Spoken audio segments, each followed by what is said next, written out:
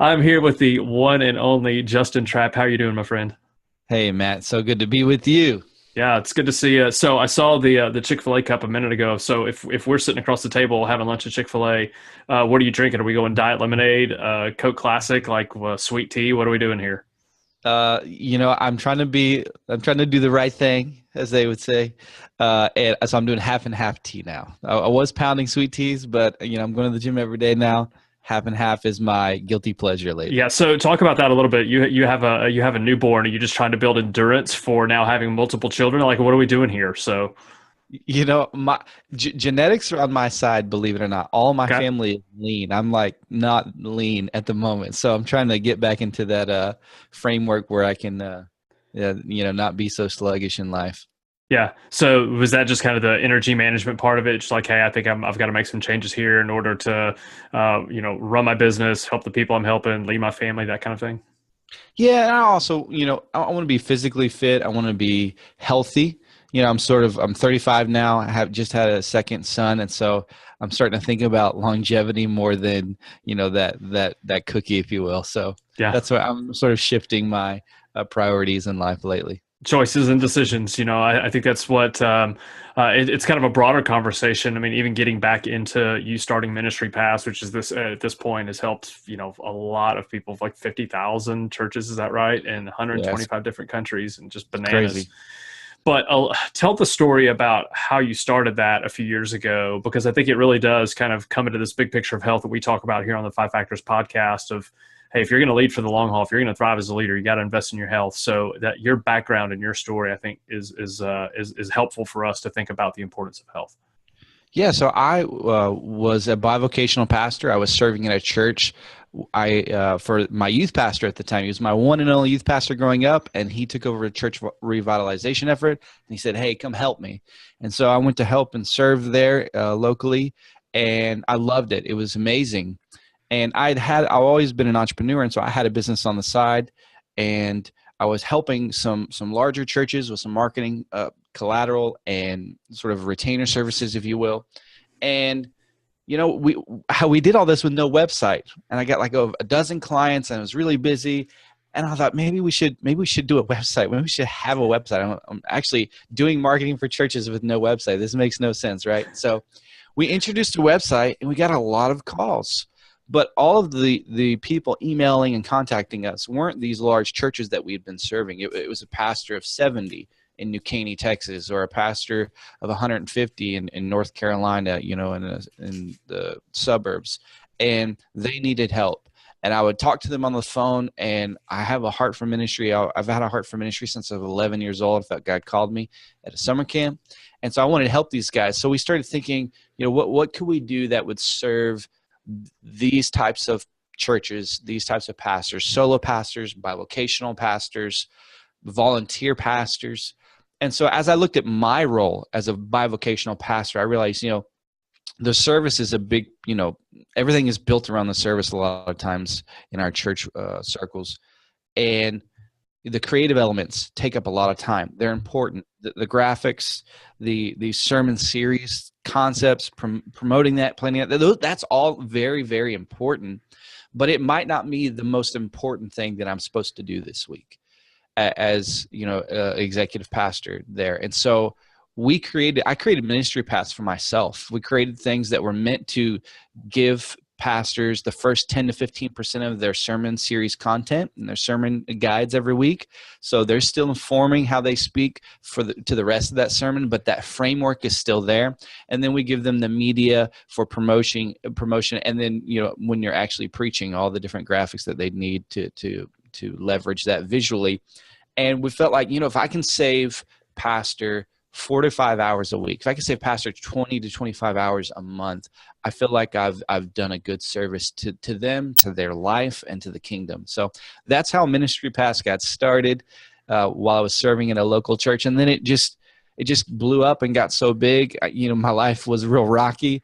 And, I had one footboat in Ministry Pass and one footboat in the local church. And I just had to say, God, what do you want me to do? And then where am I going to make the biggest impact? And even though Ministry Pass was a for-profit business, we saw that it was exploding. And so I felt like for the kingdom, a kingdom impact, I needed to do that full time. So about 3 years ago, we set out, and we've been doing it full time ever since. So it's been a lot of fun.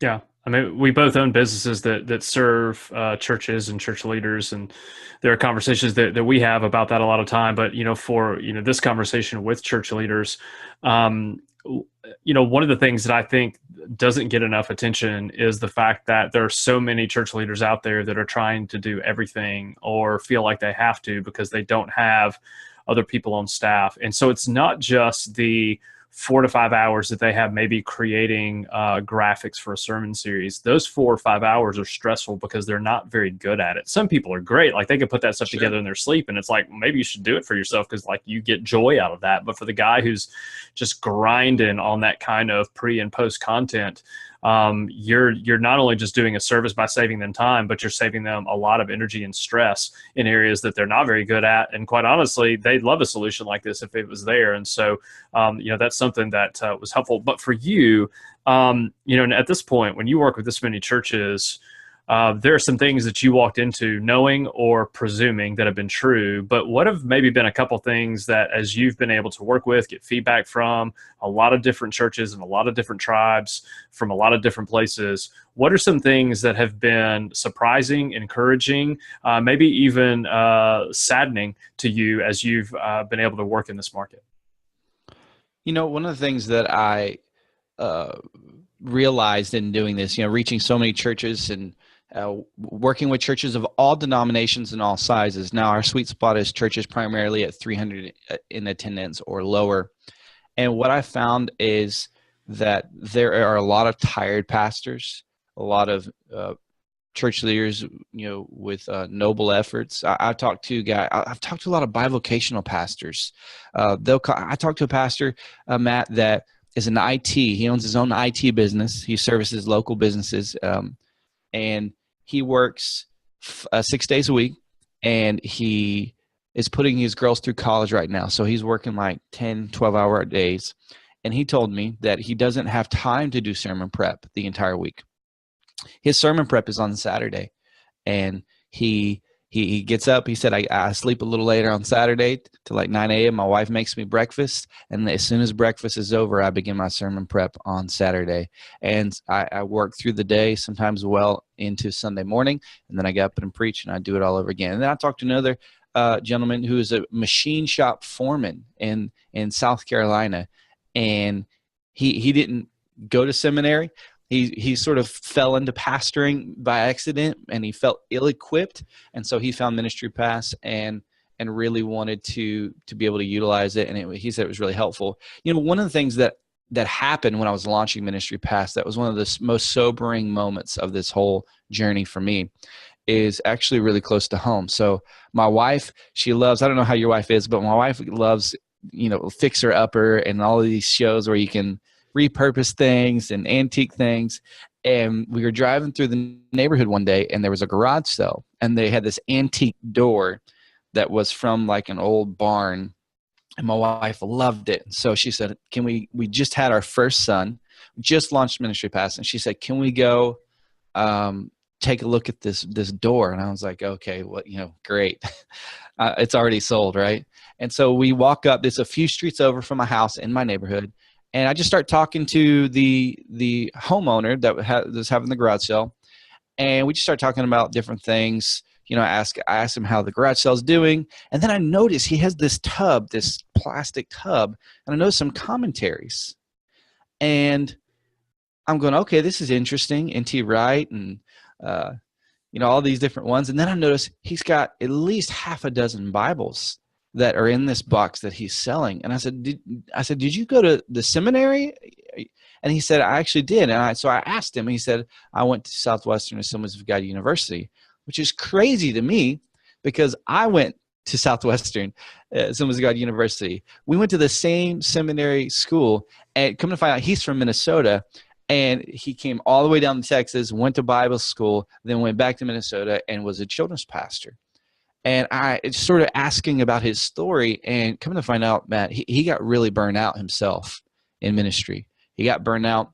He had a bad experience with evidently some leadership, the pastor there, something happened. He didn't say specifically, he didn't drill down that far, but something happened, and it really seared his heart. And he left. He not only left ministry, Matt, he eventually left church. And as I'm talking to this man, he said this had been, 15 years prior when this happened. So long before I went to Bible school. And, I'm looking at his kids. His kids are 8, 10, 15. And here's a family that, his kids didn't grow up in church, didn't grow up knowing Jesus. This man was bitter and cold and hardened towards church, towards the things of God. And he was a former pastor, Matt, selling his Bibles. And I'll be honest, I went home and I just wept. I wept for him, for his children, and for all the pastors that we serve that get burned out, that experience terrible things in a calling that they felt like they would experience wonderful things. Yeah. And some of those things are not their fault. Sometimes they are, but that was a very sobering moment for me for what's at stake when a pastor burns out. It's not just a stressful thing. Oh, I'm stressed and I need a break for a few days, or I need to go on vacation. I saw in the flesh a guy that lived in my neighborhood, went to the same seminary, literally left the faith. And I want our team and our resources and the things that we do to be able to give margin back to pastors to help. If I can give them not just time, but like you're saying, they're not even good at it.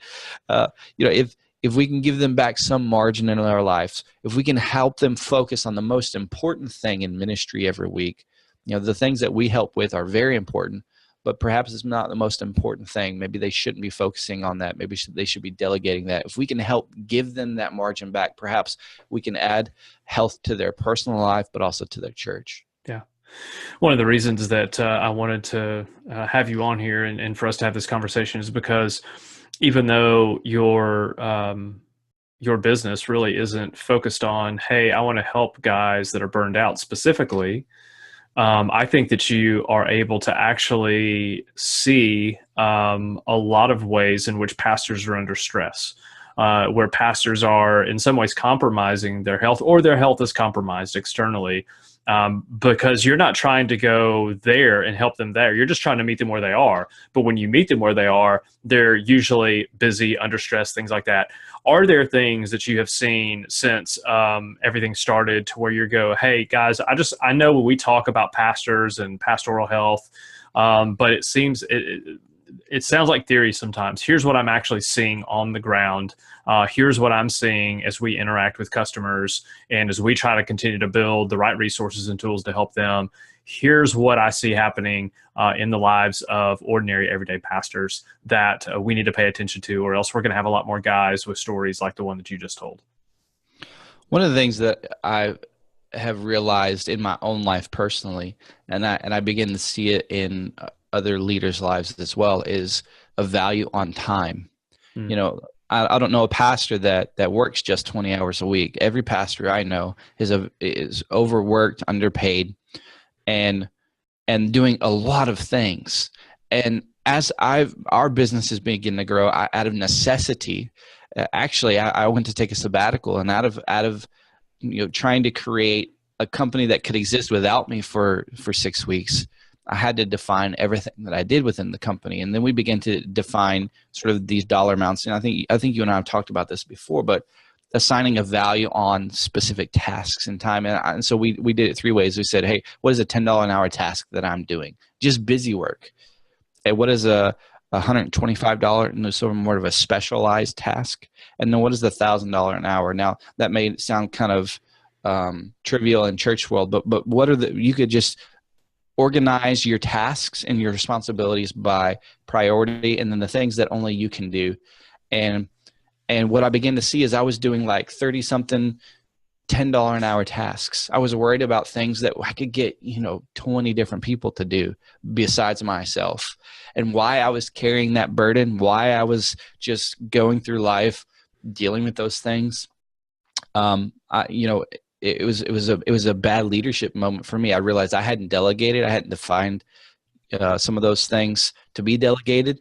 And so through that sabbatical, I was able to go, you know what, I really need to prioritize the things that I'm working on, the things that I'm doing. And I think for pastors, what I've seen is not only are they preaching, not only are they going to hospitals and doing leadership meetings, but they're doing just a variety of things in between, and perhaps they don't need to be doing those things. Right. I know some things are important. Maybe you don't have anybody else, but I think it's important that we find people and volunteers within your church and staff to be able to do some of those things so that a pastor has margin, so a pastor has the ability to get away mentally, to have a break, so that they can really, really thrive and do what they're best at, which is, shepherding and leaving the church with the vision that God's called them to. So, yeah. Was there a significant amount of time between that moment when you realized, hey, I have a lot of things on my plate that I probably don't need to be doing, and when you actually pulled the trigger on that? Or was it almost like I see it and I'm going to change things right now? I'd be lying to you if I said we were able to implement, a clean slate for me within 30 days. It took 4 months. Yeah. Because a lot of those things, if you just drop it immediately, it just evaporates. And so it was a process, but it wasn't, it was an intentional process. And because we had the intentions to finish that and to see that through out of necessity, really, to be honest, man, I don't know if I was strong enough at the time to be able to let go of some of those things if I hadn't bought a plane ticket out of town for my sabbatical. That sort of forced the issue. That's amazing. And I honestly, it was the best thing I could have ever done for our organization. You think going on a sabbatical, it helps you personally, and it did. It really helped our team. Yeah. What was the hardest thing to give away? The things that I love. Came from a design background, and so I still love designing. I just find fulfillment in it in some ways, and it's not the most important thing. I mean, for sure now we have half a dozen designers and we have teams, but it every so often I sort of sneak away and don't tell anybody I'm going to work on this, and I'm like, oh, I missed this, but It's not what I should be doing. Yeah. So, and we're going to talk about some of the tools, resources that y'all have created to help pastors who are stretched thin build better sermons. But one of the things that I don't want us to miss, if you're listening to this, then there are invariably things that you are doing right now that you've either always had to do, and maybe you don't anymore, or there are things that even if right now you're the person who is responsible for it, that it's absolutely sucking the life out of you. And so I just want to give you permission to begin to just do what Justin said, which is just to begin listing all the things out you do and assigning values to it. And I do this with clients all the time, even within churches. I'm like, look, the metrics aren't the same, but just go ahead and call this a $10 or $100 or $1,000 thing. And because it's going to help you see the return on the investment for you personally even, and then we can begin to find other solutions for ways for you to give some things away. And there are things like what Ministry Pass does in terms of taking care of some of these things for you, done for you resources, and getting a virtual assistant through Belay or something like that. Those things are available to you. But I wanted to talk about what you've been able to build with Sermonary, because sermon prep and sermon building is not something that you tend to outsource. It tends to be something that you're going to do maybe with a group inside your church, but it's going to be something that pastors and church leaders are going to hold to that to the end. But it doesn't mean that we're using the best resources. So in the intro, I talked about the fact that when I started doing this 20 years ago, my preferred method was basically a legal pad. I mean, like I would write down the text I was preaching, I would make notes out of that, then I'd end up writing my manuscript. Like I just liked handwriting the manuscript, which is insane. But that to me was like state of the edge, that was cutting edge technology at the time. And now we've come a long way. So talk a little bit about the story behind Sermonary. What were you seeing where you felt like, hey, we could do something better than this? Believe it or not, 9% of pastors still write their sermons on paper every week. Shout out to all of you that are writing your sermon this Sunday on a legal pad. Yes. So with Ministry Pass, our resources grew, our email list grew, and because we had a large email list, I love doing surveys, and so we just do surveys surrounding pain points around sermons because we want to serve pastors and churches better. And we sort of had this epiphany, through one of the surveys, and the survey is what do you write your sermon in every week? And we found that 86% of pastors write their sermon in Microsoft Word. And we asked ourselves why. Well, mainly because that's how we grew up. Since computers became like household items, you use Word to write things. And we started talking through, there's been so many technological advances in the last 10 years alone, let alone 20 years since really computers have been household items. And think about Airbnb, Instagram, Spotify, all these things, Netflix. Well, Netflix might have qualified, but Airbnb wasn't around 10 years ago. Yeah. It disrupted the hotel industry. Uber, Lyft, they weren't around 10 years ago. So we've had so much progression via technology in our world and our culture, but the way that pastors have written their sermons has remained largely the same for the past 20 years. And we wondered, is there a way to better this process? Because it is an arduous process. The pastor spends close to 10 hours every week per sermon. So if you preach one sermon, but if you're a pastor that's doing 2 to 3 sermons Sunday morning, Sunday night, Wednesday night, like I've talked to some pastors still do, you're spending upwards of 30 hours on average. And I know some guys spend 20 or 30 hours alone on one message, let alone a few others. So it's an arduous journey, and your pastors are spending close to 500 hours a year in sermon prep for just one sermon.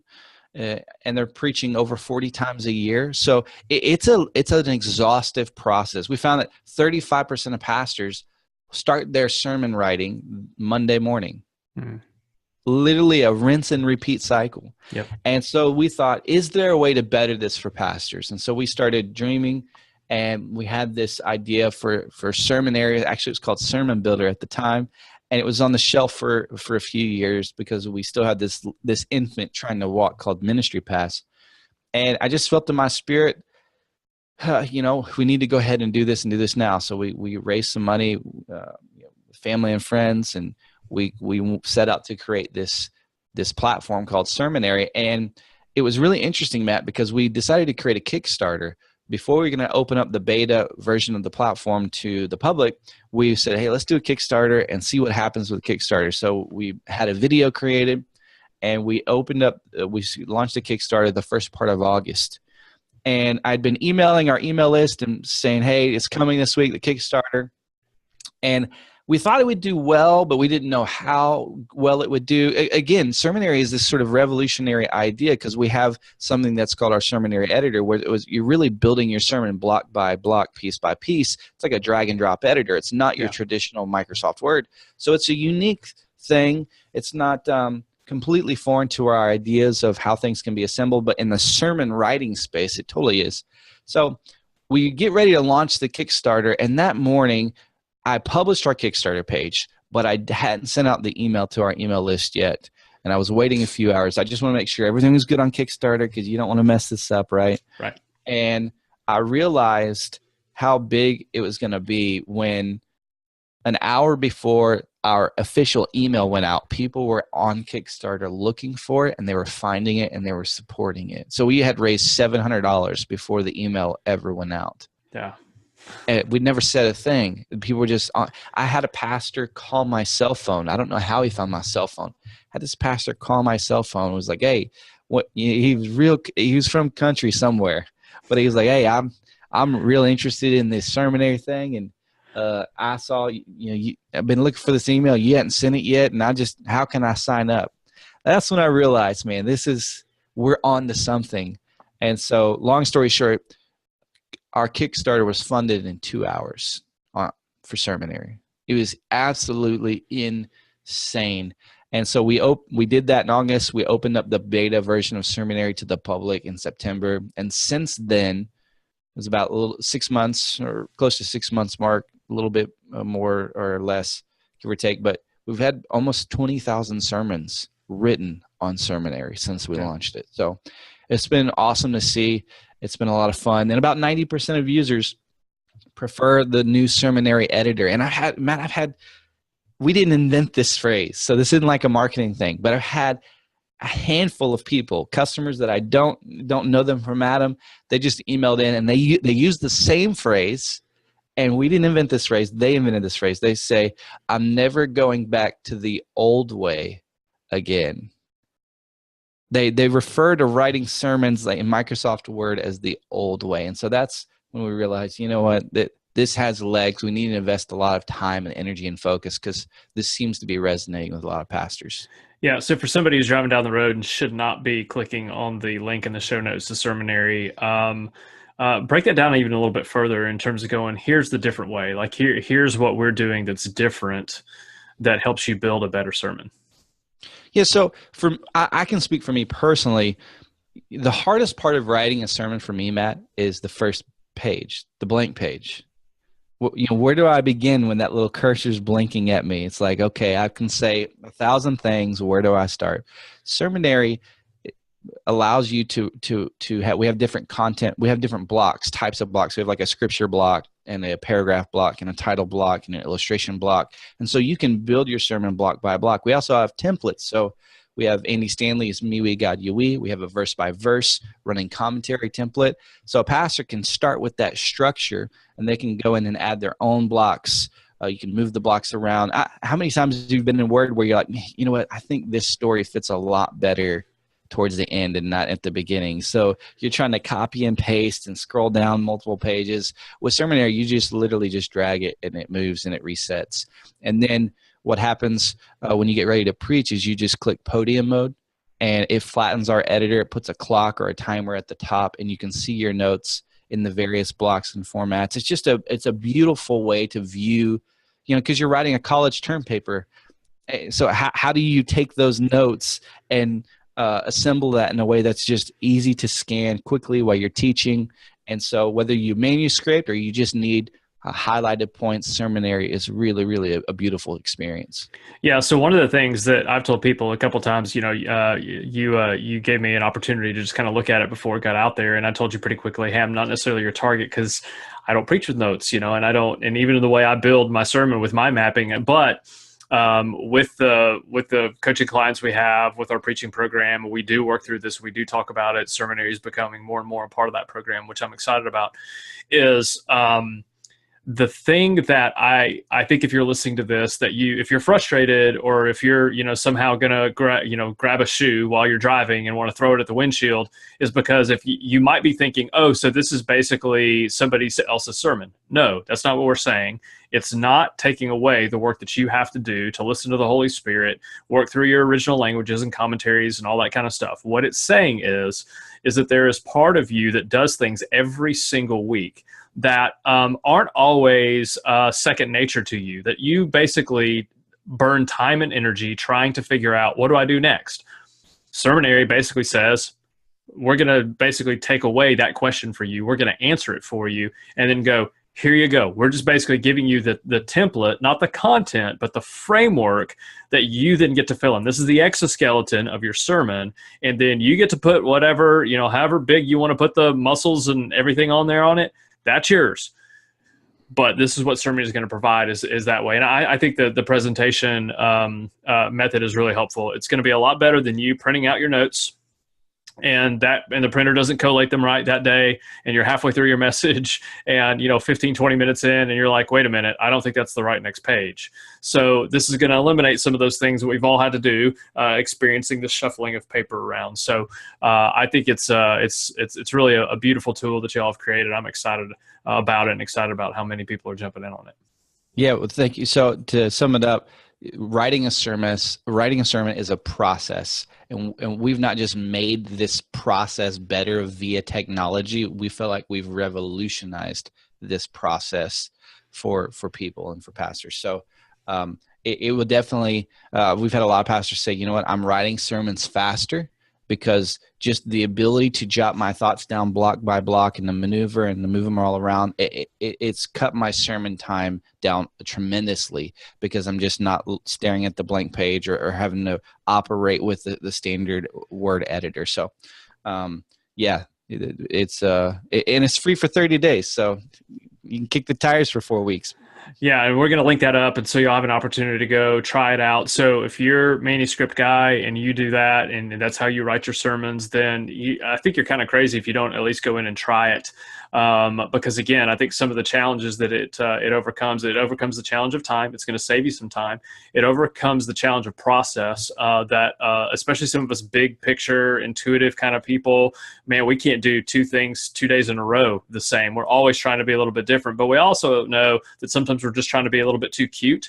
And we know that we don't really need that. We've preached long enough. We kind of know our general rhythm. There are enough different kind of templates and contexts here that I think it's going to be able to at least give you something to at least work and play with for 30 days and see if this isn't a right solution for you. And so, I'm really grateful for it. Anything else, Justin, as y'all are working on this as a team that you're going, here's really some other challenges that we're trying to overcome for preachers. Here's some other obstacles that we're basically trying to knock down and take away to keep men and women who are preaching God's word from being able to do the work that they're supposed to do.